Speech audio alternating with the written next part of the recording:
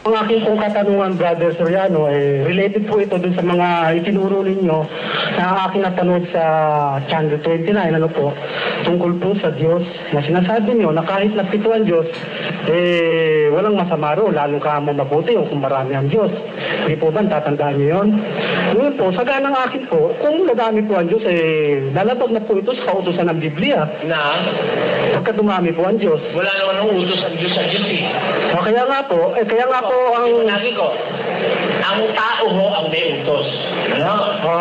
Pero sa kanyang sarili, wala siyang utos. Ganito po, pwede siyang gumawa ng mas maraming Diyos kung gusto niya. Ganito po, sabi niyo po, kahit napitungan Diyos, ngayon po, nababasa ko po sa Juan 17:1 hanggang 5, na iniinsist doon ng Panginoong Jesucristo na makilala ka na isang tunay na Diyos at ako'y sinugo. Nino? Sabi po ng Panginoong Jesucristo na makilala ang Diyos na isang tunay na Diyos. Nino kikilala sa Diyos? Kikilalanin po natin. Ganito po ang kompletong detalye po noon. Babasahin po natin. Ang sabi po ganito. Ang ito sinalita ni Jesus sa pagtingala ng kanyang ama, ang kanyang mga mata sa langit, sinabi niya, Ama, luwalhatiin mo ang iyong anak para maluwalhati ka ng iyong anak. Sapagkat binigyan mo siya ng kapangyarihan sa katawan ng laman upang bigyan niya ng buhay na walang hanggan ng lahat na ibinigay mo sa kanya. At makilala kanya ang buhay na walang hanggan. Na ikaw ay makilala nila na isang tunay na tunay. At siyang iyong sinugo sa makapigbagay kay Jesucristo. Tama po. Opo. Sino ang makakakilala na may isang Diyos na tunay na Ama? Tayo po. Hindi o. Makilala ka nila, sabi ni Panginoon sa Kristo. Lahat ng ibinigay kay Kristo. Ayun nga po. Ayun o. Hindi mo natin basta pwede sa akilin at tayo yun. Unless otherwise we can prove. Pero majority po yun. Ay, hindi ho sa kung majority paniniwala, tatanggapin na natin. No? Marami ho nagkakamali. Ang paniwala nila, Kristiyano sila sa panahon ngayon. Ngayon, ang ibig ko po sabihin ganito, yung panalangin ni Jesus, panalangin sa Ama, ukol doon sa mga taong ibinigay ng Ama sa Kanya under His direct administration. Sa isang madaling salita, yun yung iglesia nung una, yung flock na sinasabi, o yung kawan, yun, kumikilala lang sa iisang Diyos na tunay. Pero, hindi tayo galit kung dumami ang Diyos. Ako bilang Kristiyano, alam ko kung dumami man ang Diyos, kung sino kikilalanin ko. Pero you can't deny the fact na may iba pang Diyos bukod sa Ama. Ang katunayan, 7:1 ng Exodo. Pakinggan niyo. At sinabi ng Panginoon kay Moises, tingnan mo, ginawa kitang Diyos kay Faraon. Sino ang gumawang Diyos kay Moises? Yung Diyos. Pag ang Diyos pa ang gumawa, tututulan natin? Hindi. Si Moises pala yung Diyos. O di naniniwala ako si Moises Diyos. Kaya kung makikita ko si Moises, igagalang ko rin siya. Kung hindi man siya iginalang ng Israel, igagalang ko si Moises. Sapagkat siya Diyos. Ginawa siyang Diyos kay Paraon. Di ba? Yung mga anghel, kinikilala rin Diyos noong una. Pero bilang Kristiyano, hindi ako lulugod sa kanila kahit sino pa sila. Dahil alam ko, may isa lang akong Diyos na dapat sambahin. Hindi ako pwedeng iligaw ng kahit na sino. You have to discern. Pero wag nating itago yung katotohanan, may maraming mga Diyos at may maraming mga Panginoon, sabi ng Biblia. Pero bilang Kristiyano, magkakaintindihan tayong dalawa, yun lang ang Diyos na. Tama po yun. Kasi po, nabasa ko rin po ito sa Isaiah 46:8 hanggang 10. Kayong mga mapagsalansang, sabi niya, tandaan niyo ang mga dati ng bagay. Ako ang inyong Panginoong Diyos. Maliban sa akin ay wala akong katulad. Ayun. Yung salita na yun, kumbaga sa panahon natin, expired na yun. Sabihin niyo sa akin kung bakit. Dahil po ba sa bagong tipan? Hindi, ganito kasi sabi ng Diyos, dapat yung malaman, sabi niya sa Israel kasi yun. Hindi naman sa ating sinabing Kristiyano, sabi niya sa Israel, yung malaman na ako ang Panginoon, liban sa akin, wala nang iba. Tama yun sa Israel. Wala naman sila ibang Panginoon eh. Pero pagdating sa Kristiyano, dalawa Panginoon natin. Di ba? Di ba? Sabi sa 2:36 ng Gawa, pakinggan nyo. Pagkatalastasin nga ng buong angkan ni Israel. Na ano? na ginawa ng Diyos na Panginoon at Kristo, itong si Jesus na inyong ipinako sa Si krus. Jesus ay ginawang Panginoon. Kung ginawa niyang Panginoon para sa atin, kikilala kang Panginoon si Jesus. Panginoon din yung Ama sa langit, ilan na? Hindi talaga. Kaya hindi i-apply sa atin yung salita sa matandang tipan na ukol sa Israel na sabi sa Israel, ako ang Panginoon at wala ng iba. Tama yun sa kanila. Pero sa atin, gumawa siya ng isa pang Panginoon, may matigas ang ulo natin pag ayaw natin tanggapin yung ginawa ng isa pang Panginoon. Di po ba ang Panginoon at Diyos ay magkaiba? Ano ba? Ang Panginoon po, salitang Panginoon at salitang Diyos ay magkaiba. Meron ng similarity, may pagkakaiba. Oh, yun nga po ang aking pangunawa. Meron ng similarity. Minsan, yung Panginoon means God. Yung salitang Lord means God. Pero it means something else sa ibang mga pagpapahayag.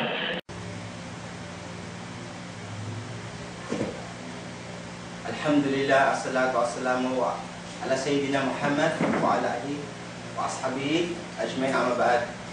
Assalamualaikum warahmatullahi wabarakatuh.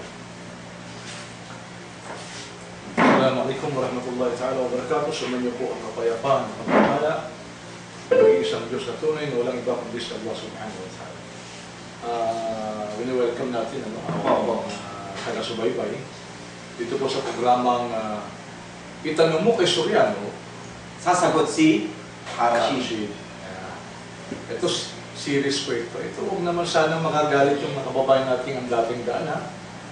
Walang personalan to, aral lang pinag-uusapan natin dito. Paglilinaw. Yes, paglilinaw. Sana, maging bahagi kami sa sinasaliksik ninyo, pinag-aaralan ninyo.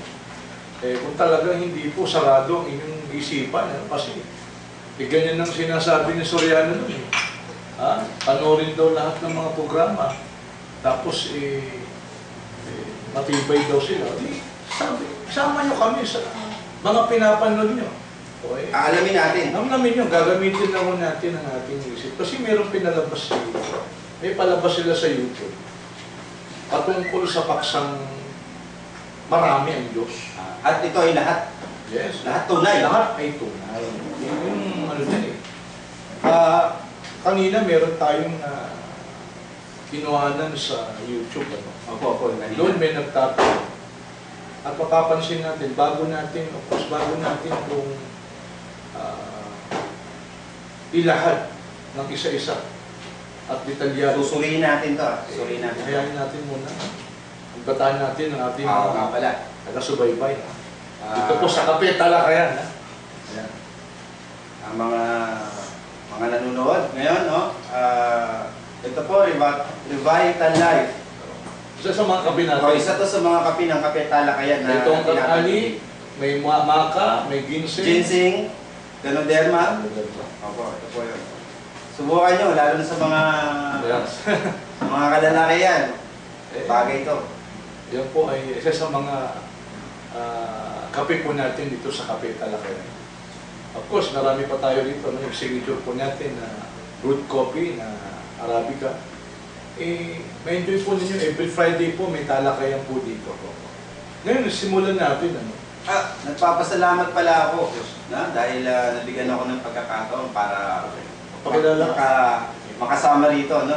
Ako po si Nadim. Isa po ako sa mga naimbitahan dito ngayon na magbabahagi sa inyo ng konting kaalaman lamang. No? Na kung saan ay may babahagi namin sa inyo dito sa Kape Talakayan, na kung saan ay dito po sa Bakawan ng Kape Talakayan, dito po yung sentro, no, ng pag-aaral ng comparative religion. Na kung saan, ito nga po, tatalakayin natin yung Itanong Mo kay Soriano, sasagot din si Rashid patungkol sa maraming Diyos. At ito daw ay lahat tunay. Ngayon, lilinawin ito ng Quran. At titingnan natin kung totoo ba ito batay sa Biblia. Gagamit tayo ng Biblia. Gagamit tayo ng Biblia. Kasi Biblia ang batayan nila. Tama. O di gamitin natin ang Biblia. Pero bago yan, anong sinasabi ng Quran patungkol sa pagkakaroon ng maraming Diyos? Tama po. Pakinggan po ninyo ang sinasabi ng Surah Al-Ankabut. Ito po ay 29 na kabanata po ng Quran.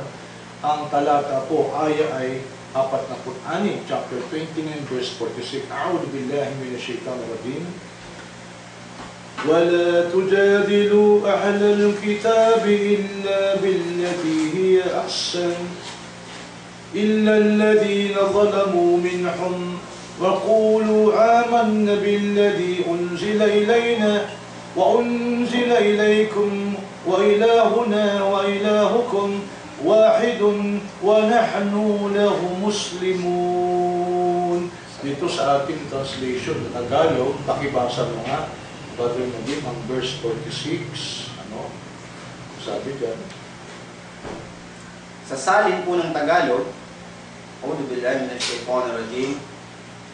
Huwag kayong makipagtalo sa mga may aklat. O huwag kayong makipagtuligsaan, makipagdebate sa mga may aklat, yung ahlul kitab, Ahlul kitab. mga Hudyo at mga Kristiyano. Tuloy. Maliban sa pamamagitan ng siyang pinakamagaling, maliban sa mga lumabag sa katarungan kabilang sa kanila.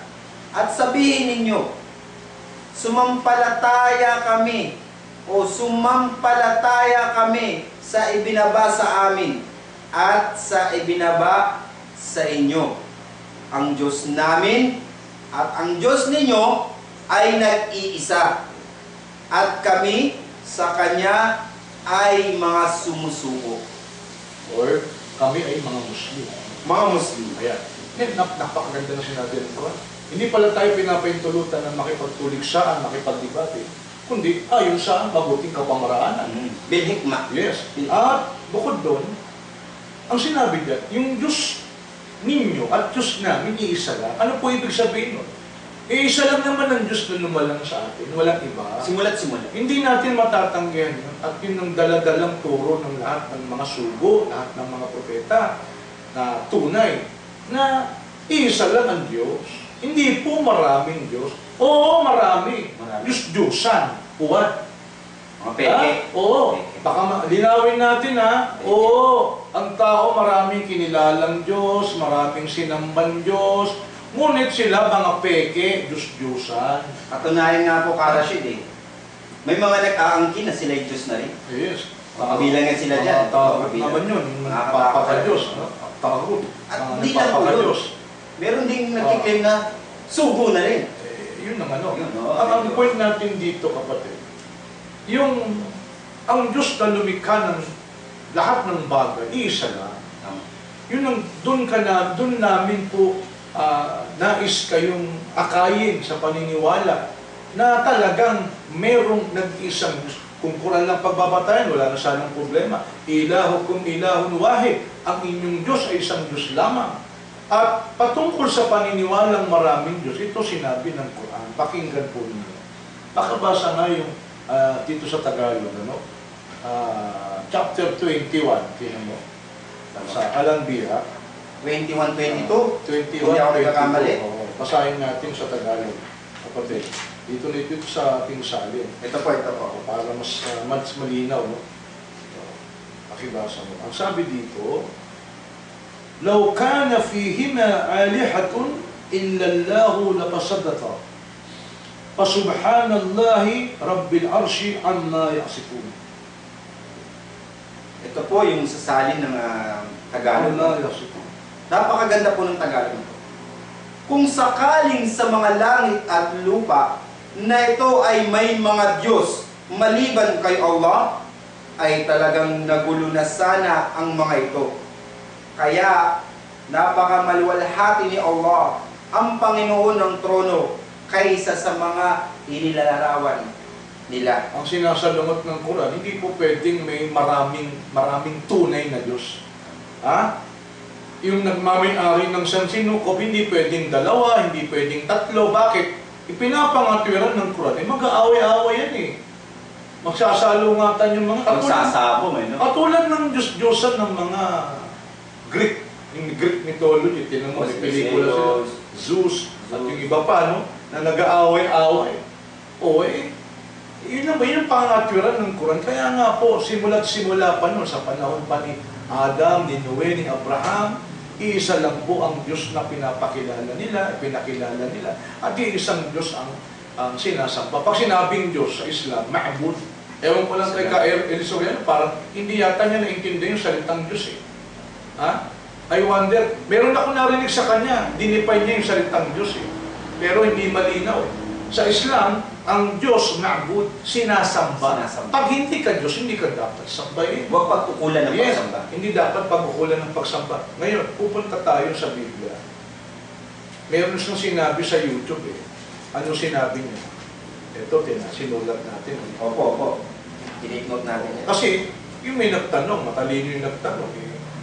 Kasi nga daw, wala daw problema kung maraming Diyos, sabi ni Kyle Soriano. Actually, ang tanong nga po doon,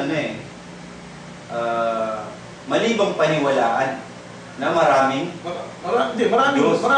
Ang lahat yung tunay, alam natin, turo niya yan eh. Nagtanong sa kanya, una, binasa mo na. Ang sabi niya, ito pang natural, ang tao ay, sa tao, ang Diyos daw ay walang utos para sa kanyang sarili. Sa tao, meron. Na walang Diyos. Oh. Totoo ba yun? Biblically speaking? Na para bang lumalabas yung utos na yung sinasabi ng Diyos na walang Diyos kundi isa lang, ilalabas para lang daw sa tao yun. Pero pag ang Diyos ay gusto niyang gumawa ng maraming Diyos, pwede, basahin natin yung nasa... Wala na tayong tutulong. May naalala ko sa isang talata ng Isaias. Siguro, bago natin simulan ng iba, basahin muna natin yung nasa Isaias 44:8. Basahin natin. 44:8 ng Isaias. Ito po ang nakasulat. Kayo'y huwag matakot o mangilabot man. Hindi ko ba pinahayag sa iyo ng una at sinabi iyon? At kayo ang aking mga saksi. May Diyos baliban sa akin? Oo, walang malaking bato. Ako'y walang nakikilalang iba. Ito po, napakalinaw. Ako'y, pakiulit mo nga kapatid. Ito po, Ako'y, sabi ng Diyos dyan, may Diyos baga liban sa akin? Oo, walang malaking bato. Ako'y walang nakikilalang iba. Alam mo yung malaking bato, pag-uusapan natin kung sino yan. Bakit may sinasabing malaking bato? Diyos din ang tinutukoy dyan. Mamaya, babasahin po natin. O, mas maganda nga, maging, ano natin yan, puzzle eh. Pagkagayon pa man, yung Diyos mismo nagsasabi, according to the Bible, sa Isaiah, ang sabi, may Diyos baga liban sa akin. Ang sabi ng Diyos, ako'y walang nakikilalang iba. Kita mo, batas niya na yun sa sarili niya. Ano sinasabi ni Kaeli? Yung utos niya para sa tao lang. Pero sa kanya hindi. Wala. Hindi, parang double standard eh. Kaya nga pinakilala niya sa tao na walang Diyos liban sa kanya. Sapagkat sa totoo, wala namang Diyos maliban sa kanya. Siya mismo, in rhetorical question eh, may Diyos baga liban sa akin? Ako'y walang nakikilalang iba. Ang linaw eh. So, gaya po ng sinabi ng Isaias 46:9, no? Mamaya, isa pa yan. Tinalakay niya. Bago yan, iniisa-isa muna natin, napanood natin kasi ipapalabas natin yan. Para maintindihan ng ating mga taga-subaybay, ano po yung ating tinututulan dito. Dito muna tayo sa kanyang sinabi na napanood natin. Binasa ngayon nung nagtanong sa kanya yung 17:3. Ito ngayon ang pangatwira niya. Buwan yan. Basahin natin yung buwan, no? Meron tayong kopya dyan. Buwan 17:3. Pakibasa mo na. Napinulit na natin yung iba't ibang mga nabanggit. Ano ba to? Iba't ibang mga salin. Possible translation o version na mababasa po natin biblically speaking. Tingnan mo. Isa-isa natin, Okay. Nakita mo ba? Buwan 17:3. 17:3. Anyway, kulatin lang natin. Ito. John 17:3. Ito po yan. Sabi po rito, Ito ang buhay na walang hanggan. Ang makilala kanila, ang iisa at tunay na Diyos, at ang makilala si Jesucristo na iyong isinugo. Sa English. Sa English naman, meron dito tinatawag, no? And this is eternal life. and this is eternal life, to have knowledge of you, the only true God, and of Him whom you have sent, even Jesus Christ. Ito sa isa. Ito naman sa isang version, no? CEB. CEB. Contemporary English Version. Sabi rito, eternal life is to know you, the only true God, and to know Jesus Christ, the one you sent. Ngayon, ang sabi ni Soriano, lumalabas, oo daw to, tama. Yung salitang iisa rito, mono eh. Tapos yung tunay, aletino sa Greek. Yung Diyos, Theos. Ha? So lalabas, talagang iisa lang sa isang saling, kaisa-isang tunay na Diyos. O di wala nang iba. Lumalabas parang aminado naman si Soriano eh. Kaya lang ang kanyang palusot, ang pangangatwira niya ganito, ang kausap daw nun, na makilala, kikilala yung mga nasa iglesia, sa loob na ibinigay daw ng Diyos kay Kristo para pangalagaan. Na sila ang kumilala sa isang Diyos na tunay. Nung iglesia daw nung unang panahon, kinikilala nila isang Diyos lang. Ngayon daw sa panahon ng Kristiyano, panahon nila, hindi na raw ganon. Lumalabas progressive eh. Ang katotohanan na tinuro ni Kristo, lalabas hindi na totoo. Ang tanong, sino kaya ngayon ang nagturo pagkatapos ni Kristo na meron pang higit sa isa na tunay na Diyos? Sabi niya rito, makilala kanila na nag-iisang Diyos na tunay. Sa lalabas sa pangatwirang pala ni Soriano, nung panahon ni Kristo, panahon na ni Kristo to nung siya naglalakad sa mundo para mangaral sa Israel, ang doktrina na dala-dala ni Kristo, ang Diyos na tunay, ay isa lang. Kasi ganun na sinabi niya sa YouTube hindi naman siya pwede magpalusot pa din nakuhaan. Ang sabi niya, sa iglesia nung una, kumikilala sila sa isang Diyos. Lalabas pala, nung wala na si Kristo, meron na silang kinikilalang maraming Diyos katulad ng paniniwala niya. Isang barangay, lahat yan tunay. Ang tanong, sino kaya ang nagturo pagkatapos ni Kristo Eli na marami na ang Diyos?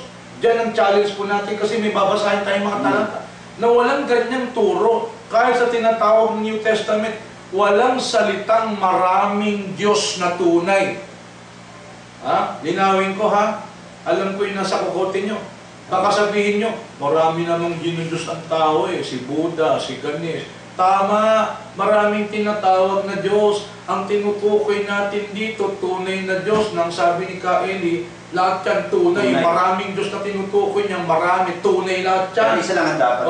Pero panahon daw nung nasa unang iglesia, totoong iglesia, sa panahon ni Kristo, isang Diyos na tunay lang ang kanilang kinikilala. Lalabas pala, may bagong turo pagkatapos ni Kristo. Kita nyo mag-isip kayo mga kababayan, minumulat po namin ng munisipan. Ito ngayon, may nagbinasa ngayon nagtanong. Ang binasa nung nagtanong, Isaiah 46, 8 hanggang 10. Basahin nga natin yung kapatid, Basahin natin yung nasa Isaiah 46.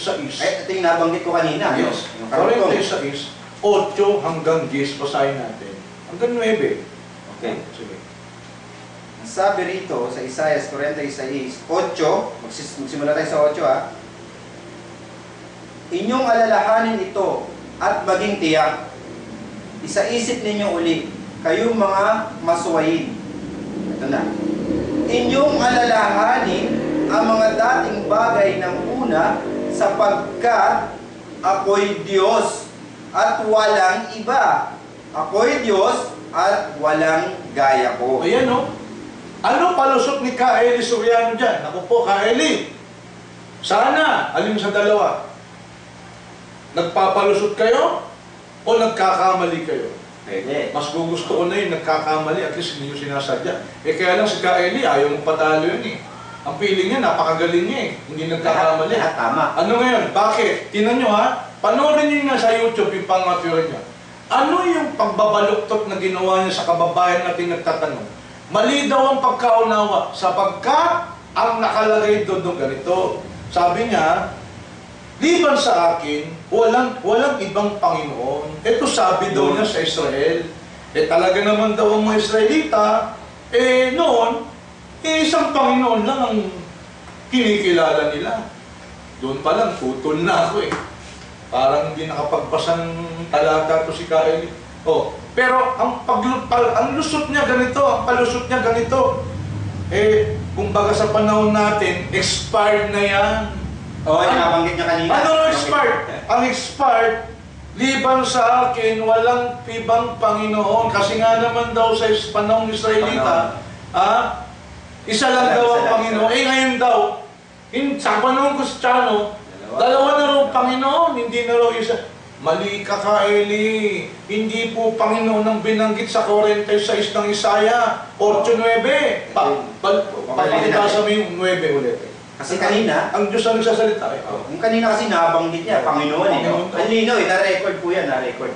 Ngayon dito, basahin natin, pagsasalitain po natin yung Biblia, kung ano po yung binanggit. Kung Panginoon ba o Diyos. Tinawin natin. Ulitin ko Isaiah 46:8. Inyong alalahanin, ito at maging tiyak, isaisip ninyo uli, kayong mga masuwayin. Inyong alalahanin ang mga dating bagay ng una, sapagkat ako'y Diyos at walang iba. Inulit pa ako'y Diyos at walang gaya ko. Ayun, hindi ka makakalusot kain. Hindi Panginoon. Lumalabas, noon pa man ang Diyos nagpapakilala, walang Diyos liban sa akin. Lalabas din na mo napupunta sa dilema si Kaeli. Tama. Una, mali yung sinabi niya, na ang palusot niya, Panginoon ng tinutukoy niya. Hindi po Panginoon eh. Magbasa pa tayo ng isang talata bago tayo magpatuloy. Tatlas lang natin ng konti. 45:5 ng Isaias. Ayan. Ito. 45:5 ng Isaias. Ako ang Panginoon at walang iba. Liban sa akin ay walang Diyos. Dali lang Kaeli, ito po yan. Kasi masyadong nag-relay sa Tagalog si Kaeli. Yun nga walang morihin. Alam mo, yung Panginoon tinutukoy dito, pag binasa mo ibang salin, ako si Yahweh. Sa iba naman, I am Jehovah. Ibig sabihin, yung pangalan ng Diyos, nagpapakilala, kasi, although mali naman yung Yahweh at Jehovah. Pero tetragrammaton, yung YHWH ang nagsasalita. Ako yung YHWH, walang Diyos liban sa akin. Walang ibang Yahweh, walang ibang Jehovah liban sa akin. I am Jehovah and there is none else. No God beside me. Kahit sa Tagalog, ako ang Panginoon, walang iba liban sa akin. Bigaw itong, liban sa akin, ay walang Diyos. O talagang isa lang talaga. Nagpapakilala siya, iisa lang ako. Yun ba naman, Kaeli, lalabas dati, totoo yun, ngayon hindi na totoo. Hindi naman ganun yun eh. Noon pa man, wala ng Diyos liban sa akin. Tuloy mo yung pagbasa. Aking binibigkisan ka. Bagaman hindi mo ako kilala. Upang malaman ng mga tao mula sa sikatan ng araw at mula sa kanluran na walang iba liban sa akin.